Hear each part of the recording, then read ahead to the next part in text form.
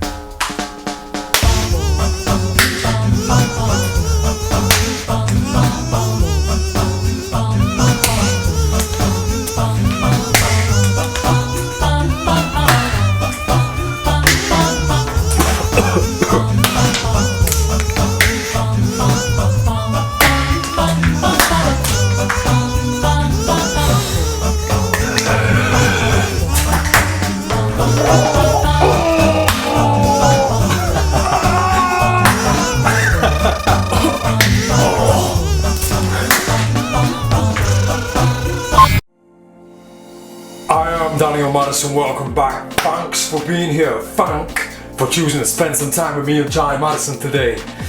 Yes, 50,000 subs. And this is just one of the many ways that I'm celebrating. 50 party poppers. Susan! What? I love you. Piss off! Yes! 50,000 subs is just mad. And for me, the personal landmark means that it's helped me make the decision to become a full-time YouTuber. I'm not happy to call myself that completely. 50,000 subs. This is the start of something special. I've worked in this industry, the industry of playing cards and teaching deceptive methods for some time now. And up until right now on this YouTube channel, I haven't really found my place, my most comfortable place. And I feel like this is home to me now. I feel like this is my home. So, and with this landmark putting everything into perspective for me, I want to share the celebrations with you guys, because if it wasn't for you, I wouldn't be doing this. I just wouldn't be here. So 50 marks the start of a few different things.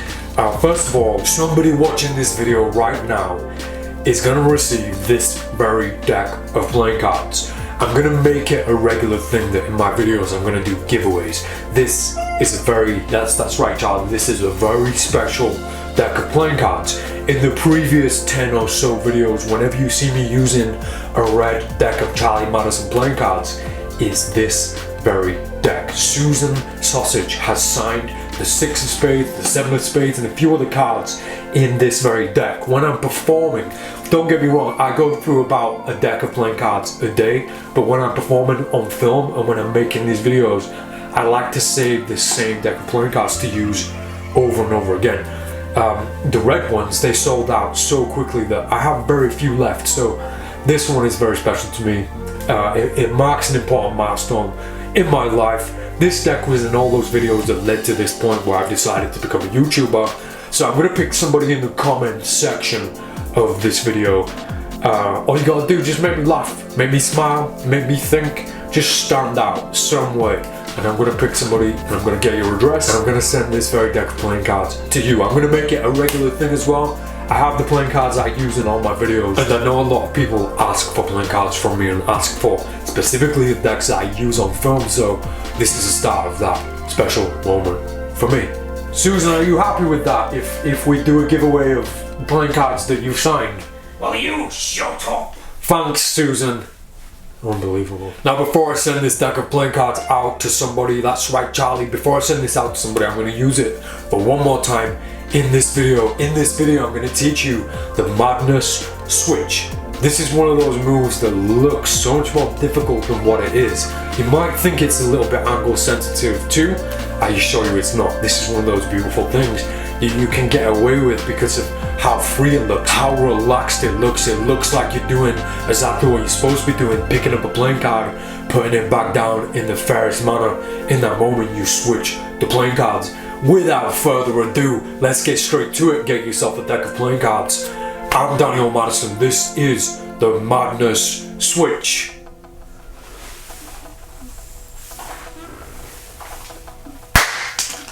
So I'm gonna get you with the best possible angle, which is probably this side. This is what we might refer to as the dirty angle, because if somebody stood at this side, don't get me wrong, this move is a little bit angle sensitive, but as always with your skills as a performer, with your ability to direct attention, you don't ever need to worry about things like this. We'll get to that in a second. Right now I want to focus on the actual deceptive method, how we achieve this, what it looks like from an exposed point of view, and this is the best angle, I think. So 2 4 hearts for the example, using the red deck. Hold on a second. Yeah, let's use the red deck with 4 hearts on top. And I'm gonna have the white 4 hearts underneath at the bottom of the deck, so you can handle everything fairly freely in this example. As I'm holding the deck, I'm gonna load that bottom card, the bottom 4 of hearts, into a bit of a gambler's cup. So it's going to go back into the hand a very tiny bit, just like this, just so that I can afford to handle my hand like this in the very fair gambler's cup grip, or a gambler's cup grip. Like I've said this before many times about the gambler's cup, there's no definite angle, there's no definite grip. It's as long as it's kind of hanging out the back enough to be clear from the front, so it needs to look like this. The deck is on top. We take the 4 hearts off the top.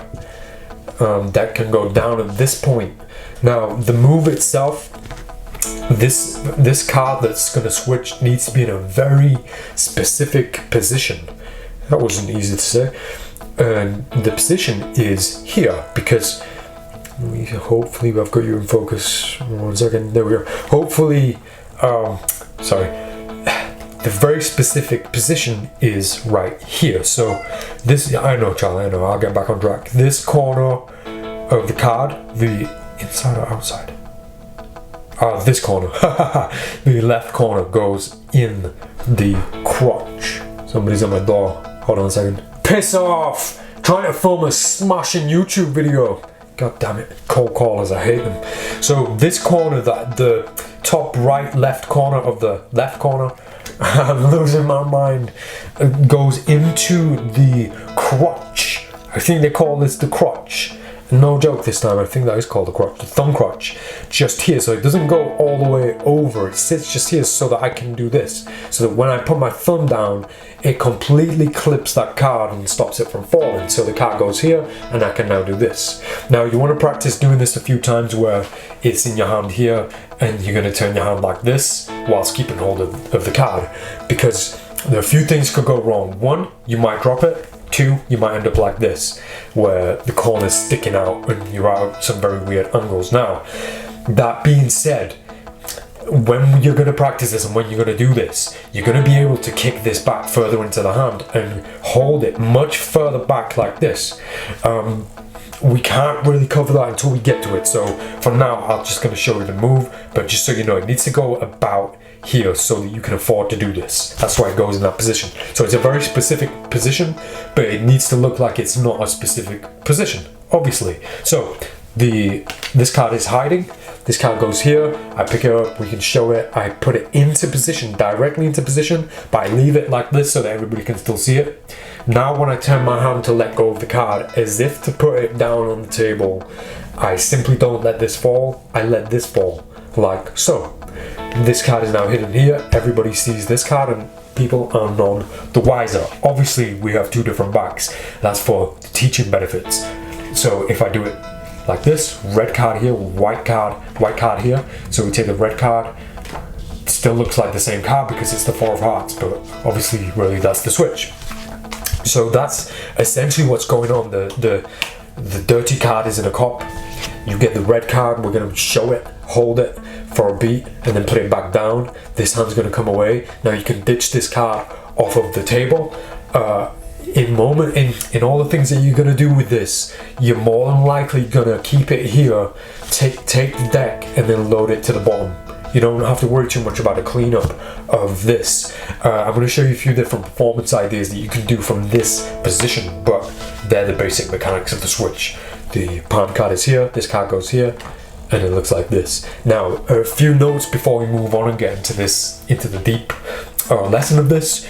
The palm card here, this card here, if you do it too fast, this card is going to hit the back of this card. Now, this can be a benefit, it can be beneficial, but in most cases it's a hindrance for two reasons. One, it makes a sound that we don't want.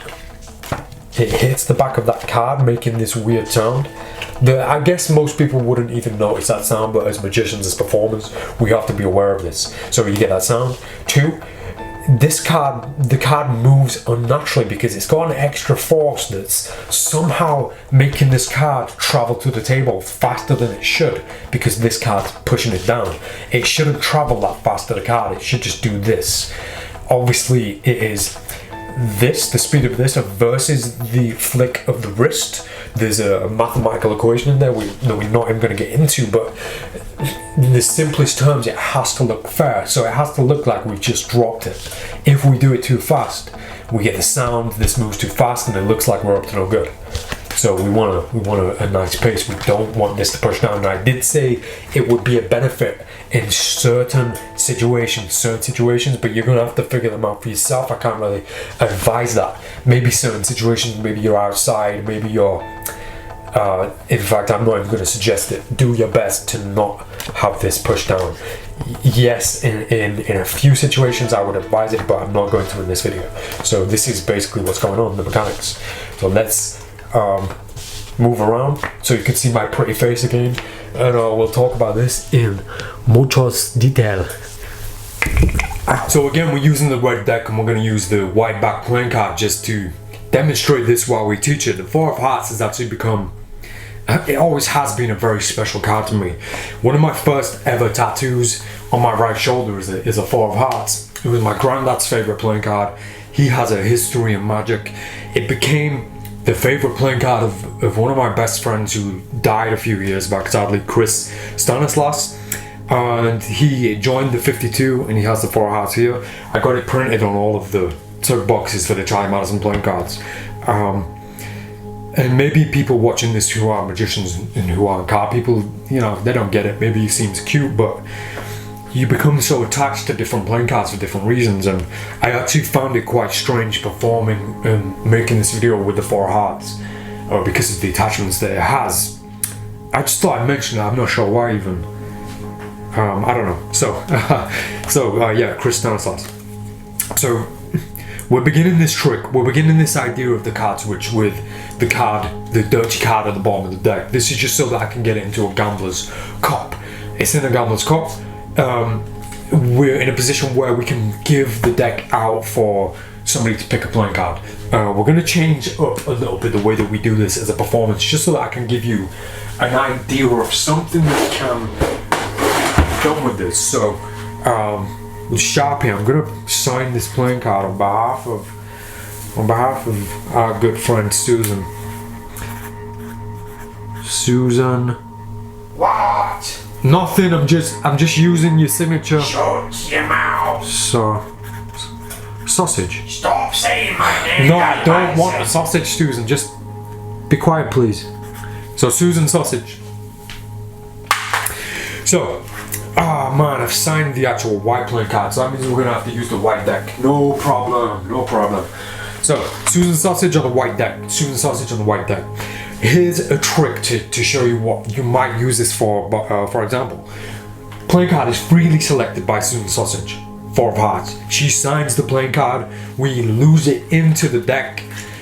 Give the deck a shuffle. She can even shuffle the playing cards at this point. She's shuffling the playing cards. We've kept hold of the signed sausage. I was going to say signed sausage. The signed Four of Hearts, the Susan Sausage playing card. We keep hold of it in a gambler's cup. We ask Susan to deal me any playing card that she wants from the deck. Now, at this point, it's up to you if you see that playing card or not. I love the idea of that playing card being dealt face down and then saying, wouldn't it be amazing if Susan just dealt her own playing card? And everybody is like, well, yeah, that would be amazing, especially Susan. So you turn it over and you show the Ten of Spades like, yeah, not that good. At this point, You've created the situation where everybody's relaxed. You've set yourself up for the switch. You're ready. You have the 4 hearts. Here we have the 10 of spades. Wouldn't it be amazing if that was the card? Yeah, that never works. Now everybody's relaxing at a comfortable moment. You can put that 10 of spades into this hand, prepared for the switch, put it on the table. I failed the trick. Into this hand, put it on the table, pick the deck up, load the 10 back underneath the deck, shuffle, put the cards down, and say, actually, I am not good. I don't know, work on the path for that. But that's just an idea of how to introduce the switch into this ideal. I know, Charlie, I'll get to it. More importantly, in this segment, I want to talk about the psychology of the execution, when to do it, when not to do it, the problems that you're going to face with it. A signed playing card being shuffled into the deck. If you can control that playing card, and the best way to control that playing card in a shuffle is by palming it. You're already set up to go. You're already ready. You've got a playing card here. A playing card is dealt to you, the wrong playing card, 7 of clubs, you put it on the table. And then you continue. That's all that this should look like. You're just putting that playing card on the table. That's all it should look like. There's no rushing. You don't make a moment of it. It's such a non-moment. There's a nice idea of having, let's say, the 7 of hearts, having that playing card put on the table, and then instantly with this hand say, look, put your hand on the back of that playing card so I can't get to it. Even better than that, have them hold out their hand. Now, Susan's busy at the minute, so I can't borrow her hand. If you have somebody held their hand out, holding their hand out like this, you can put that switch directly into their hand. So the 4 of hearts here, the 7 of hearts here, hold your hand out. Their hand's going to work as a table, and when that playing card goes from here, they see it. Now it's in their hand. The switch is already done, and they've just seen the 7 of hearts. They've just seen it go like this and like this into their hand. How could you have switched it? How could you have switched that playing card? It's one of those things. It's just so beautiful, and the fact that you're doing all the dirty work with one hand right in front of them. Think about your angles as well. When you're in this position, you have the switch and it's achieved. What you're looking down on, what you can see right in front of you, they can basically see the same thing, with the exception of the inside, like downward angle that you have. And as always with these deceptions and these methods, you're not looking at the deception. You do not look at the deception. Obviously, you have to look at the right time, at the right moment. The 7 goes here, here, here. Hold your hand out. As you get to this position, hold your hand out for me. When you do the switch, watch my head. I look up and say, right, put your other hand on top. The body language comes away from the situation. If I put it down and I have to make sure it's done right, quick, put your hand on, quick, put your hand on top. And I'm letting them know that something's happening in that moment.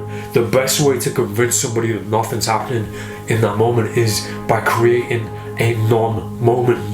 You're in full control over that very moment, and it's up to you how it's perceived and how it's felt, the feeling that they have, the instinct that they have when you're doing things. When magicians do things, they do it like this. They go, quick, put your hand on top. Nothing to see over here. Don't look in my pocket.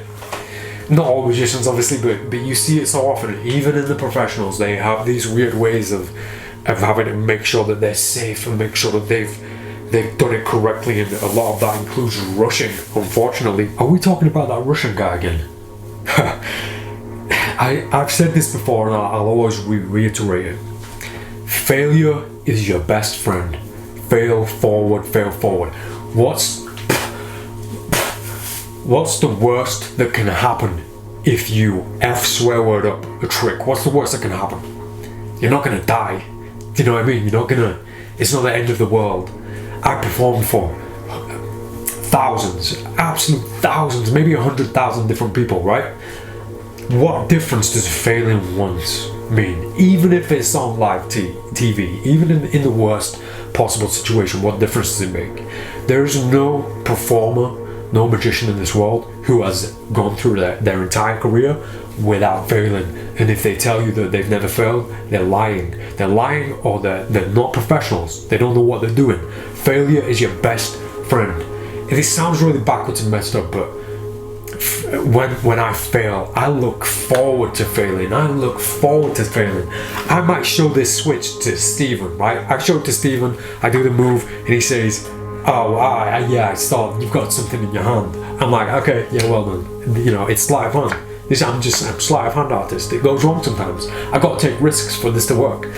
I then show it to John, thinking, hold on, so Steven saw this bit, so I must have done this bit wrong, so I'm going to improve it and now show it to John. I show it to John, I improve on the first bit, but then he says, oh, hold on, something happened then. Something went on. So now I've got two pieces of information that I've learned directly from messing up that I can then take to Susan and think, right, the first bit went wrong where I messed up for John, and then it messed up here for Steve. So if I do this and that, do it now for Susan and it works, and I've learned the most invaluable lesson about that slide whatsoever.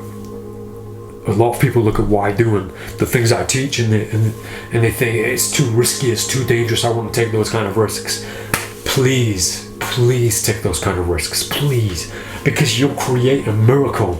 If you can take a risk this big and achieve it, and you will change somebody's life forever. They will remember you for the rest of their lives. Whereas if you chose a safer option, or if you didn't even take the risk at all, then I'd rather mess up trying to be perfect than get away with it and it not be perfect.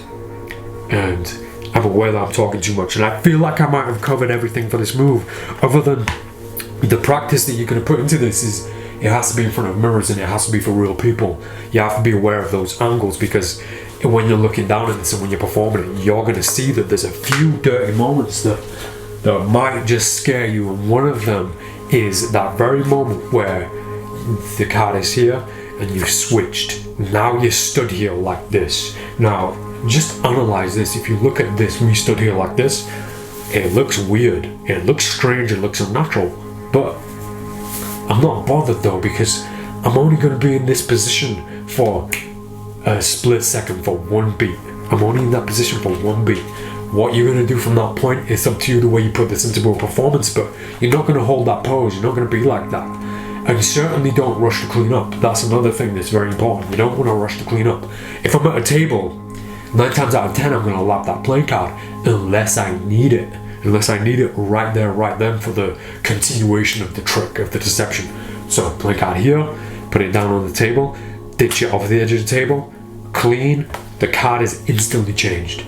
So I don't really need that second card. If I'm gonna need it, if I can't ditch, then I'm in a gambler's cop. I'm in the most genius, the most beautiful palming method of all time. I don't need to get rid of it. Yeah, I can turn it into a trick where I say, look, you're sign 7, you're sign 4 of hearts. We put it here, put your hand on the back of it. Now it's in my back pocket while all the attention's here. So it's going to lead into loads and loads of different things. Obviously, choose the right moment to do this. Choose when and where you use it. But also, bear in mind that this isn't just a one card thing. You could do a whole blackjack routine with this, where you're going to take out the Jack of Clubs, Ace of Clubs. You have somebody deal you, and we'll get to this in a second, but you don't do this face up. We'll get to that in a second. So we have the Ace of Clubs, Jack of Clubs face down in a gambler's cop. I have somebody deal me 2 playing cards face down, and I said, wouldn't it be incredible if you just dealt me blackjack? So they turn over. You see, it's not blackjack, it's a 7 and a 4. Yeah, because it doesn't work like this. This isn't magic, it's sleight of hand. It doesn't work like that. But if I wanted to change these 2 playing cards to blackjack, here's what it'd look like. I'd have to find those cards in the deck, and then by the time I find them, I have to find a way to switch them without you seeing. And the real skill from deceptive practices means that I've already done it without knowing.